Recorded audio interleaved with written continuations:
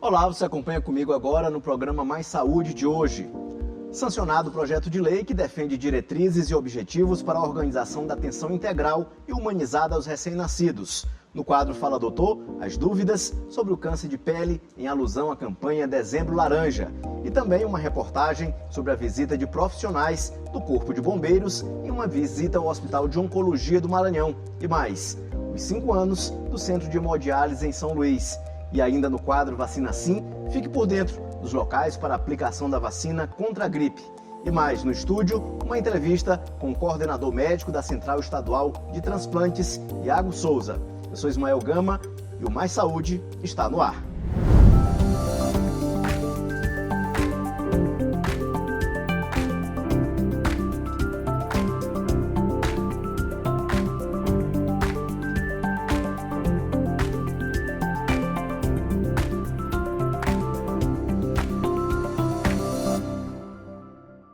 Sancionado o projeto de lei 173 de 2024, de autoria da deputada Andréa Martins Rezende, que define diretrizes e objetivos para a organização da atenção integral e humanizada ao recém-nascido, grave ou potencialmente grave, no âmbito do Sistema Único de Saúde do Maranhão.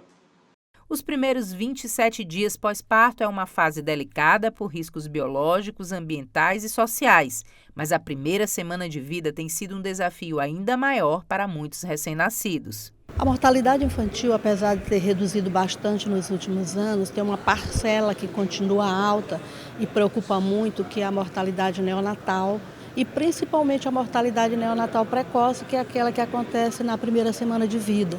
As principais causas são prematuridade, anóxia perinatal grave, que é quando falta oxigênio no cérebro do bebê, e infecção.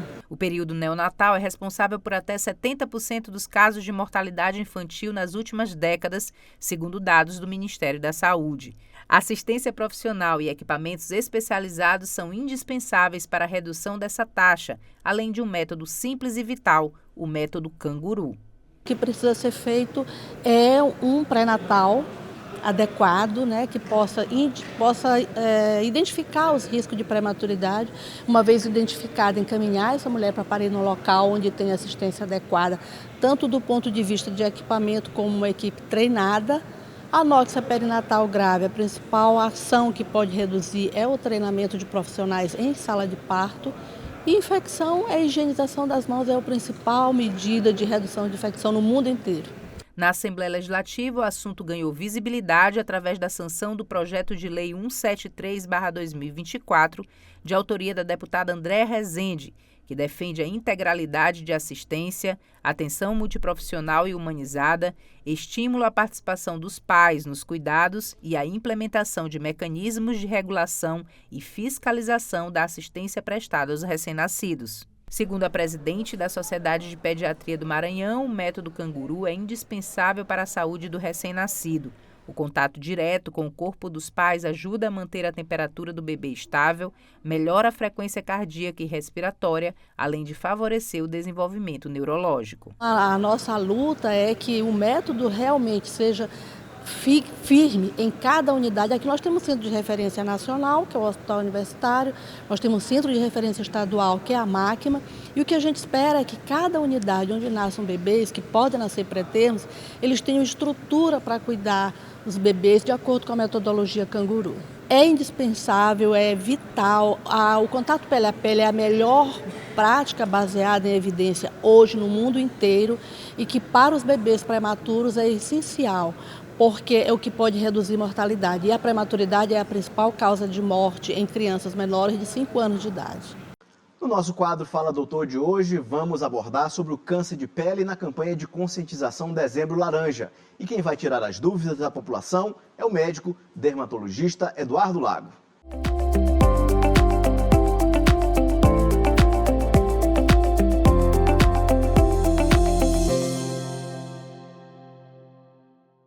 Doutor, o que é o Dezembro Laranja? Dezembro Laranja é um mês que a gente procurou, já há bastante tempo, divulgar a importância do câncer de pele hoje para a nossa saúde, o quanto é importante a gente estar se prevenindo, o quanto o câncer de pele é grave, o quanto ele é frequente. É o câncer mais frequente que a gente tem, é o câncer de pele, e que a gente consegue diminuir enormemente essa quantidade se a gente conseguir se prevenir da exposição ao sol. A radiação ultravioleta é o principal responsável pelo câncer de pele. Então a gente tenta nesse mês estar divulgando para a população a importância da educação desde criança, em estar fazendo atividades um pouco protegidas dessa exposição direta, o uso do protetor solar, o uso de vestimentas que hoje já tem essa capacidade em diminuir a agressão da radiação ultravioleta. Doutor, como é que eu posso prevenir o câncer de pele? Isso, além desse cuidado, né, de não estar fazendo essa exposição, ainda mais naquele horário muito perto do meio-dia.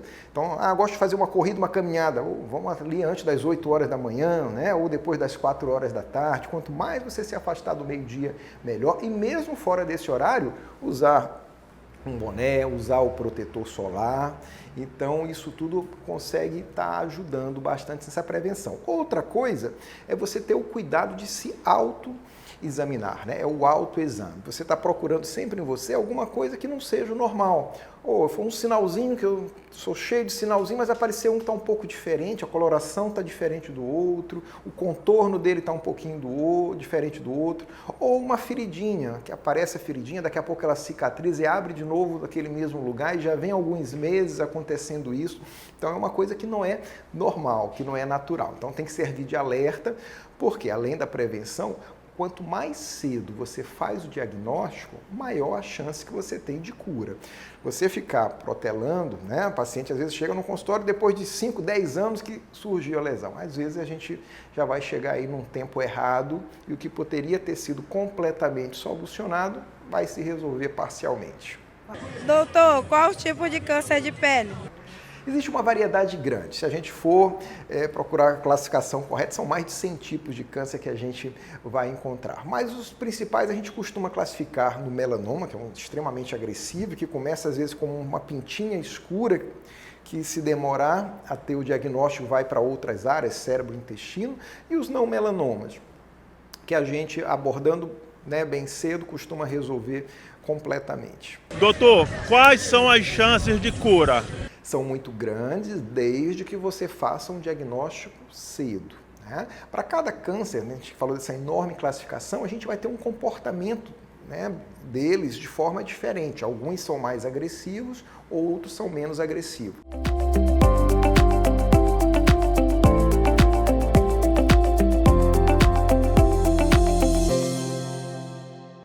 A época é bem propícia. Bombeiros trocam a farda pela roupa de Papai Noel em uma ação social no Hospital de Oncologia do Maranhão. A ação tem o objetivo de alegrar a vida dos pacientes internados, levando integração e comunhão em uma época do ano onde se celebra o nascimento de Cristo. Foi o dia de trocar a farda de bombeiros pelas roupas de Papai Noel. Um carrinho ajudou o bom velhinho no transporte dos presentes, com direito a banda musical e ajudantes. Tudo isso faz parte das comemorações do Natal do Hospital de Oncologia do Maranhão. A visita do Papai Noel e a cantata natalina proporcionaram momentos de integração e muita alegria aos pacientes e familiares assistidos pela Unidade de Referência Oncológica da Rede Estadual de Saúde. A ação tem reflexos no tratamento, como explicou o diretor da Casa de Saúde. Ações como essa ajudam a recuperar o paciente no seu bem-estar emocional e que reflete na área física, né? Então, assim, toda ação é bem-vinda para trazer alegria. Essa do Corpo de Bombeiros é fantástica, traz alegria, contagia os funcionários, os médicos, todas as equipes que trabalham com os pacientes. Temos muito a agradecer ao Corpo de Bombeiros por essa iniciativa. Olhares atentos e aquele brilho no sorriso dos familiares e profissionais do hospital. E o espírito natalino enche de alegria e renova as esperanças de quem está em tratamento. Legal, muito bom, uma alegria muito grande para a gente. Como é que o senhor está se sentindo? Muito beleza agora. Se eu estava melhor, agora já fica melhor ainda. A celebração natalina mexeu com a rotina dos pacientes e trouxe momentos de alegria. Para a gente significa bastante, porque é o segundo ano que a gente está aqui no Natal, né? Ano passado ele passou na nossa cidade, em Açailândia. Já tem 5 anos que ele é um paciente oncológico e a gente sabe que cada ano é uma batalha diferente, né? E é tão bom a gente ter um momento como esse, que traz um momento de alegria, esperança. E como o paciente já está assim tão debilitado, um pouco acamado, é bom a gente ver ele sorrindo, interagindo com outras pessoas.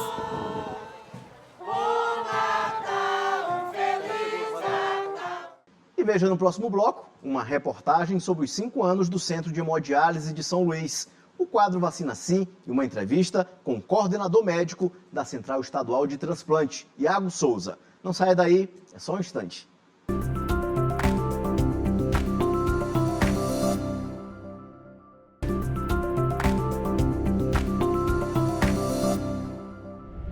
Acompanhe agora os locais das principais unidades de saúde que a vacina contra a gripe está disponível. No nosso quadro Vacina Sim.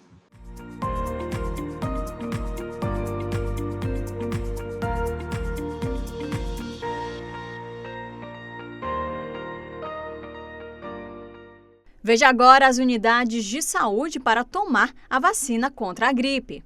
Centro de Saúde Amar, Centro de Saúde Liberdade, Centro de Saúde São Francisco, Centro de Saúde Turu, Centro de Saúde Coab Anil, Genésio Ramos Filho, Dr. José Carlos Macieira, Clodomir Pinheiro Costa, Vila Nova, Centro de Saúde São Cristóvão, Centro de Saúde Fabriciana Moraes, Centro de Saúde Santa Bárbara e Centro de Saúde Antônio Carlos Reis. E veja também o público-alvo da vacina contra a gripe.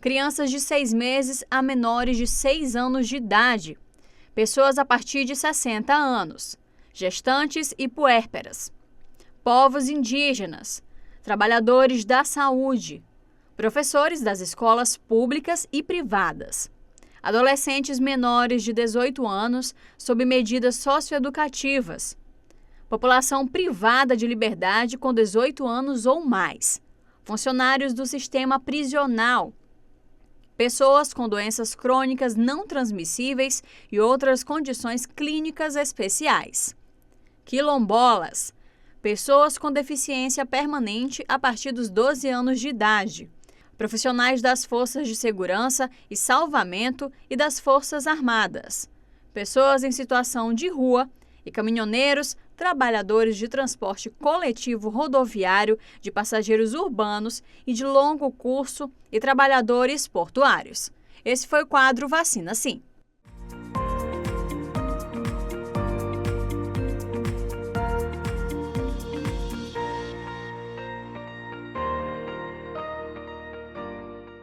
A Secretaria de Estado da Saúde celebrou 5 anos do Centro de Hemodiálise de São Luís, localizado no bairro do Monte Castelo. O centro tem uma importância fundamental àquelas pessoas que necessitam de tratamento semanal. São pacientes renais crônicos. Na unidade, os assistidos recebem suporte de uma equipe multidisciplinar, composta por assistente social, psicólogo e nutricionista. Ivaldo, professor de Bom Jesus das Selvas, faz hemodiálise há 4 anos. Em uma viagem de negócios a São Luís, precisou realizar o procedimento e se surpreendeu com o acolhimento e profissionalismo da equipe. A experiência foi tão positiva que ele decidiu se mudar para a capital e continuar o tratamento aqui. Agradável, né? Um ambiente bom, o pessoal trata a gente muito bem, certo? E eu gosto de dialisar aqui, até porque é uma sala ampla, espaçosa, né? Muito bom. O Centro de Hemodiálise São Luís comemora 5 anos de atuação, proporcionando uma melhora significativa na qualidade de vida de milhares de pacientes. Somente em 2024, de janeiro a julho, já foram realizadas 20.711 sessões de hemodiálise. O centro ele atende 240 pacientes por dia, são 3 sessões de 120 pacientes.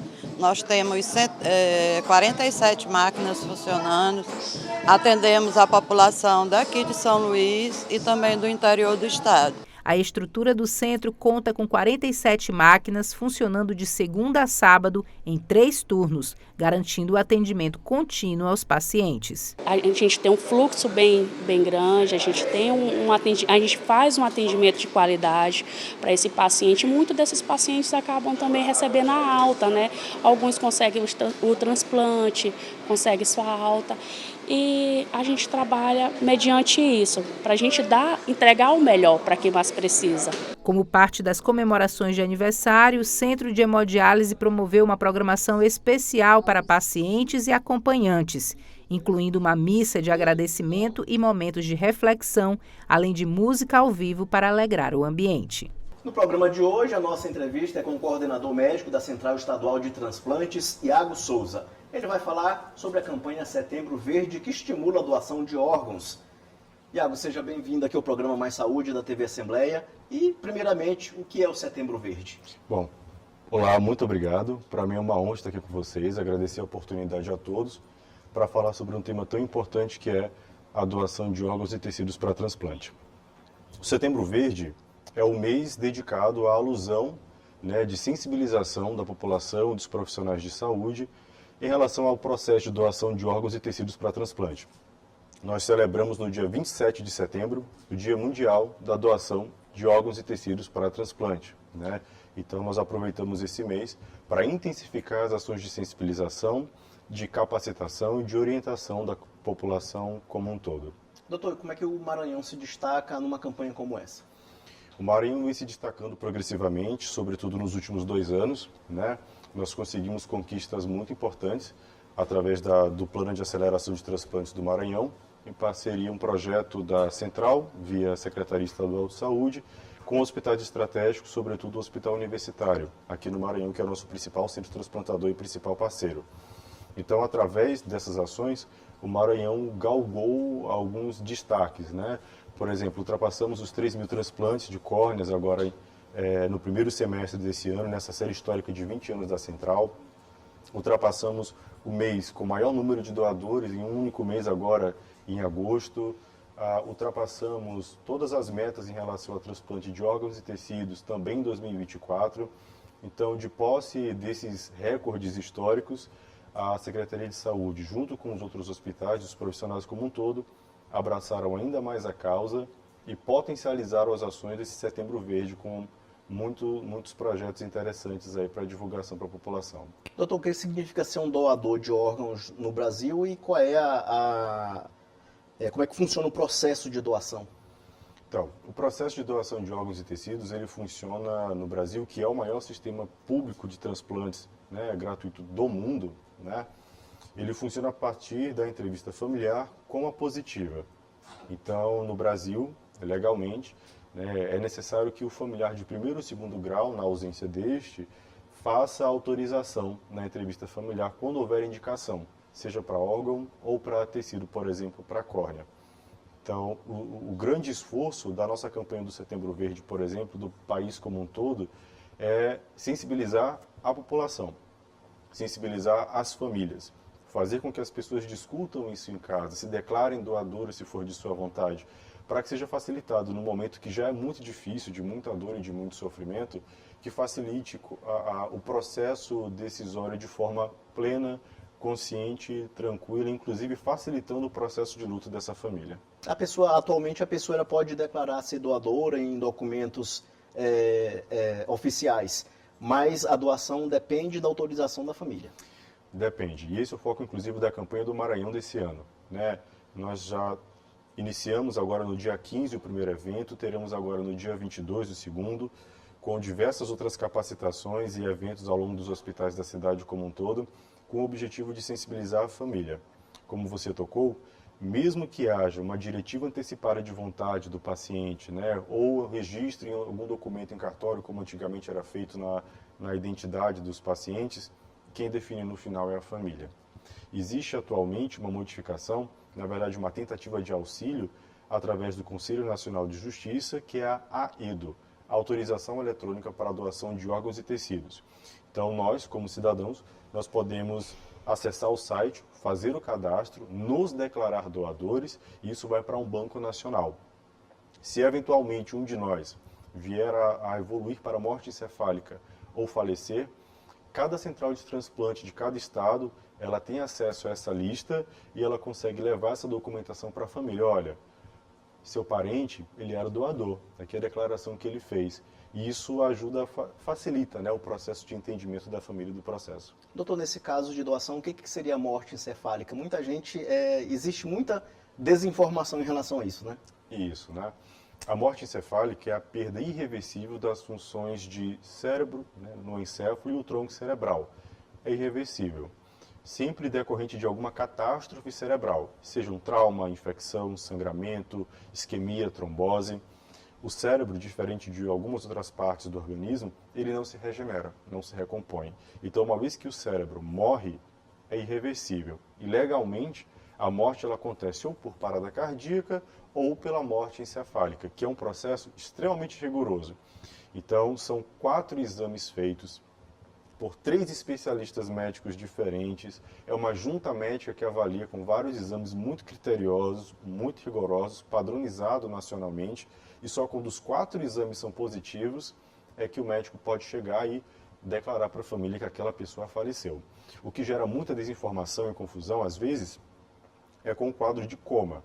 Quando os pacientes têm algum tipo de lesão neurológica, ficam comatosos, adormecidos, né, não fecham os critérios para morte encefálica e, eventualmente, eles podem manifestar reflexos ou mesmo acordar. São coisas completamente diferentes. Uma vez constatada legalmente a morte encefálica, é uma constatação de óbito, de falecimento, de irreversibilidade. Daí parte para a entrevista familiar para a doação. Doutor, quais os órgãos que mais são doados aqui no estado e o que mais se precisa? Como é que funciona? Os órgãos mais doados no Maranhão e em geral no Brasil como um todo, né, são os tecidos, sobretudo córnea, seguido de rim, fígado, coração, tecido músculo esquelético, medula e intestino, pâncreas, pulmão, são menos doados assim. Né? A seleção desses órgãos para doação, ela depende da viabilidade, né, e da segurança, através de critérios que são feitos, né, são aplicados pela própria central de transplante, ou dos profissionais autorizados relacionados, ou do banco de olhos, por exemplo. Uma outra dúvida em relação aos doadores aqui do Maranhão, se tem uma demanda fora do estado, vocês também fazem essa coleta de órgão? Como é que funciona? Então, a fila ela é única pelo Sistema Nacional de Transplantes, né? No Maranhão, por exemplo, nós realizamos os transplantes, né, habilitados. Transplante de fígado, transplante de rim, transplante de córneas, transplante de coração, medula óssea e tecido músculo esquelético. Então, quando há demanda, por exemplo, existe um fígado que foi captado no Ceará, mas que não havia ninguém compatível para recebê-lo. Esse fígado ele é ofertado por via nacional, pelo Sistema Nacional de Transplantes, que é um sistema muito rigoroso, muito seguro, né, através de uma fila única, e o estado mais próximo, para reduzir o tempo de isquemia daquele órgão e melhorar a viabilidade dele, né, o estado mais próximo, que tem um doador compatível, é oferecido. Então, por exemplo, esse fígado, se tiver um doador, um receptor no Maranhão, que seja compatível, a Central Nacional manda o aviso. Maranhão, tem um fígado que pode servir a um receptor de vocês. Esse paciente é avaliado, o fígado é avaliado e, se for positivo da equipe, vem do Ceará, pela Força Aérea Brasileira, ou avião comercial, e é implantado aqui. Assim como acontece quando no Maranhão é captado algum órgão e onde não haja receptor compatível aqui, ele é ofertado para um outro estado mais próximo que tem um receptor compatível. Existe alguma recomendação para a pessoa ser doadora? Alguma restrição médica que ela tenha para não ser doadora, por exemplo? Existem as contraindicações absolutas, né, previstas em legislação, que são a presença de câncer em atividade, né, sorologia positiva para HIV ou HTLV, a presença de tuberculose também em sua forma transmissível ativa, infecções não controladas, por exemplo, infecções fúngicas, virais ou bacterianas não controladas. Essas são as contraindicações absolutas para a doação. Existem outras contraindicações relativas, mas que são avaliadas caso a caso. Então, hoje, legalmente, o que contraindicaria a algum paciente a permitir com que fossem doados seus órgãos ou tecidos seriam essas situações específicas. Doutor, quais são os mitos e desinformações mais comuns referentes à doação de órgãos aqui no país? Excelente pergunta. Então, os principais mitos, né, que envolvem o transplante, a doação, e que acabam atrapalhando a entrevista, né, e por isso a necessidade de campanhas educativas e de orientação para a população e para os profissionais de saúde, primeiro é a deformação do corpo. A ideia de que a cirurgia de captação vai deformar o corpo. Não deforma. A cirurgia ela é feita com todo cuidado, todo carinho, toda a técnica pelas equipes de captação que são altamente capacitadas para isso. O corpo é reconstituído em sua integralidade, tá? Inclusive com a doação de córneas. Ninguém no velório sabe que aquela pessoa foi doadora, só se a família contar. Tão perfeito fica a reconstituição. Existe um segundo mito muito comum, que é o mito de alguma contravenção religiosa, né? Isso é um mito. Nenhuma religião proíbe expressamente a doação, pelo contrário. O que as religiões costumam pregar é o amor ao próximo, a generosidade, a prática do bem, e eu não consigo enxergar uma prática de maior generosidade, de maior amor ao próximo do que doar algo tão importante de uma pessoa que a gente ama, né, para salvar outra vida. Permitir que aquela pessoa continue a sua jornada através do auxílio a outras pessoas, né, a outras famílias. Esses são os dois principais. O terceiro, sempre vem a dúvida, né, em relação ao tempo que pode demorar, e não demora, a cirurgia costuma ser super rápida. E o último, que é a respeito do tráfico de órgãos ou da não legalidade, né? O Brasil ele tem um sistema de transplante mais seguro do mundo, isso com toda tranquilidade. O processo de auditoria é extremamente eficaz, é extremamente seguro. A lista única ela é muito segura, é muito transparente para todos os estados, para o Conselho Nacional de Justiça, Promotoria de Saúde, enfim, são muitos olhos naquele mesmo processo. Então, isso garante com que haja confiabilidade, com que haja lisura, transparência e que, de fato, as coisas funcionem como devam funcionar. Então, esses são os principais medos. Outra coisa, o impacto da pandemia nas doações, como é que funcionou esse período para essa área da saúde?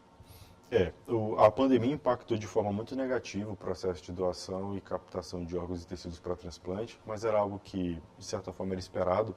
O sistema de saúde como um todo sofreu o impacto da pandemia e no transplante não seria diferente. Houve uma queda expressiva no número de captação de órgãos e tecidos, não chegou a zerar, graças aos esforços de todas as centrais de transplantes, do Sistema Nacional de Transplantes, mas teve uma queda expressiva que já recuperou, né? Então esse descenso na curva já foi recuperado, felizmente. Agora o Brasil como um todo, né, ele segue crescendo de forma positiva no número de doações. Doutor, o mês Setembro Verde, a consciência é maior, mas esse trabalho de vocês dura o ano todo, né? O nosso trabalho dura o ano todo, através da própria Central Estadual de Transplantes, a organização de procura de órgãos, as comissões intra-hospitalares de doação de órgãos e tecidos para transplante, dos próprios hospitais, as equipes em si. Então é um trabalho diário, 24 horas por dia, 7 dias por semana, domingo, feriado, não existe para a gente. A gente integralmente trabalha em prol de salvar essas vidas que esperam, né, angustiadas na fila. Então é um trabalho ininterrupto que a gente faz independente do período do ano, independente do horário do dia. Mas a gente usa o Setembro Verde, os estados usam o Setembro Verde como forma de amplificar e dar maior visibilidade à campanha, né, à causa. Doutor, agora a gente gostaria que o senhor deixasse uma mensagem para o nosso telespectador que está assistindo a gente sobre a importância da doação e da solidariedade nesse momento tão difícil para quem perde alguém. A gente nunca consegue imaginar o sentir, equiparar a dor que aquela família sente durante aquele momento de perda, né? Isso é inigualável. Mas nós não conseguimos enxergar um maior ato de generosidade, né, de reciprocidade, de humanidade em relação ao outro do que permitir com que parte daquele nosso ente querido possa permanecer aqui entre nós, salvando outras vidas, né? O Maranhão hoje ele tem mais de 1.000 pessoas esperando pela fila de transplante, né? São mais de 1.000 famílias angustiadas, né? São praticamente 650 famílias maranhenses aguardando na fila por uma pessoa cega voltar a enxergar pelo transplante de córnea. São praticamente 250 famílias maranhenses, né, que vivem a angústia da redução da qualidade de vida em uma hemodiálise realizada 2, 3 vezes por semana, e outros tantos esperando a oportunidade de um fígado ou de um coração novo. Então, a única esperança que essas famílias têm é através da doação. A doação é um processo seguro, legítimo, legal, assegurado pelo Sistema Nacional de Transplantes e pelas centrais estaduais de transplantes, e para que a gente possa continuar lutando, salvando essas vidas, transformando as vidas dessas famílias e devolvendo a vida, a dignidade, a saúde para elas, a gente precisa do sim, da positiva familiar consciente. E a gente só consegue essa positiva familiar consciente se isso for discutido em casa, né? Na nossa vida, na nossa escola, no nosso trabalho, na nossa igreja, né? Dentro do nosso lar. Então, a partir do momento em que a gente se declara como doador, no meio em que nós vivemos, né, onde a gente convive, nós não só facilitamos essa decisão para a nossa família, com que seja respeitada, a nossa decisão de ajudar outras vidas, mesmo depois de ter partido, né, desse plano, mas também facilita a sensibilização de outras pessoas que desconhecem o processo, que têm medo ou dúvida. Então, eu deixo a mensagem do Setembro Verde pedindo para que se fale sobre isso nas escolas, no trabalho, na família, nas igrejas, que caso você seja doador, declare-se doador, isso facilita o processo e deixa à integral disposição a Central Estadual de Transplantes do Estado para esclarecer, tirar dúvidas e orientar todos aqueles que porventura venham a precisar do processo ou mesmo buscar orientação. Doutor Iago, muito obrigado por sua participação aqui no programa Mais Saúde. Esse foi o nosso programa Mais Saúde de hoje. Para você, um bom início de semana e a gente se encontra no próximo domingo às 9 da manhã. Até lá!